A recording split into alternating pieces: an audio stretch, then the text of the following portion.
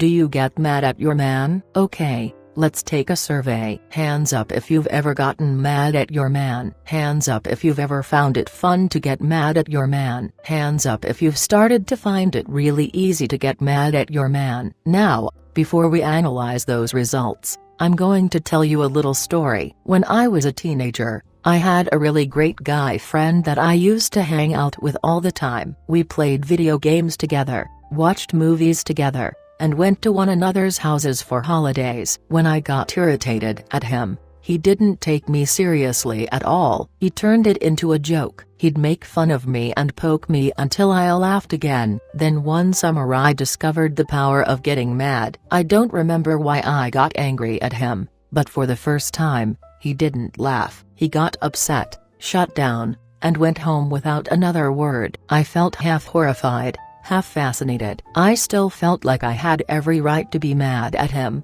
but instead of playing the game he'd taken my shot right in the face. Sometime, getting mad can be fun. Other times, it can kill a relationship, and you don't always know which is which. Throwing a fit never helps things, but we still do it because it feels good. Men hate facing conflict. They will do anything to avoid having to face the fact that someone's feelings were hurt or that a mistake was made. As a result, they don't want to talk about problems. The only way we feel like we can get through to them is to throw a fit. Even if they don't end up hearing us, at least we feel better afterwards. Getting mad at your man can become a habit. Every time he does anything annoying, or forgets something, or acts insensitively, it can feel oh so tempting just to let loose. Although it can feel fantastic to let our emotions rip, very few of us realize how our habit of getting mad is actually less endearing than destructive. So when is it okay to get mad? When is it okay to throw a tantrum because he's not listening to us? According to clinical psychologist Richard Willer,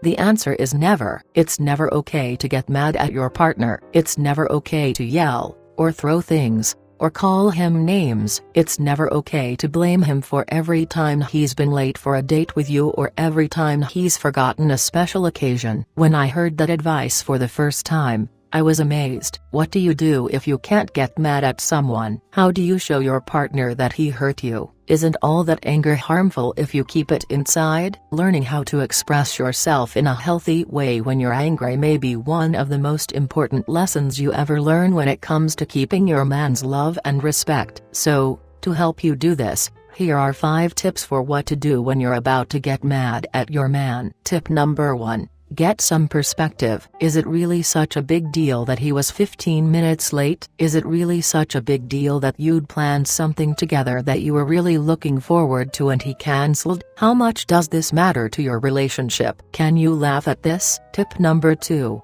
Deal with the situation at hand. Don't bring up the past. For example, every time he's done this before, or the future. Keep yourself focused on this specific event. Tip number 3. Express your feelings completely. If you don't tell him how you feel, you'll become resentful and bitter. Make sure that you tell him how his actions made you feel in a way that's non-accusatory and non-confrontational. Remember that it's not about what he did, it's about how you felt about it. Tip number 4. Care about his point of view. Don't have a shouting match where you're trying to drown one another out. Where most arguments fail is when each side is focused on what they are going to say, not on understanding the other person's point of view or resolving the conflict. Maybe he was just as upset as you were when he had to cancel your special date night. Maybe he sped to get home on time and sat cursing at the stoplights, knowing he was going to be late. You don't know. Give him space to tell you. Tip number 5.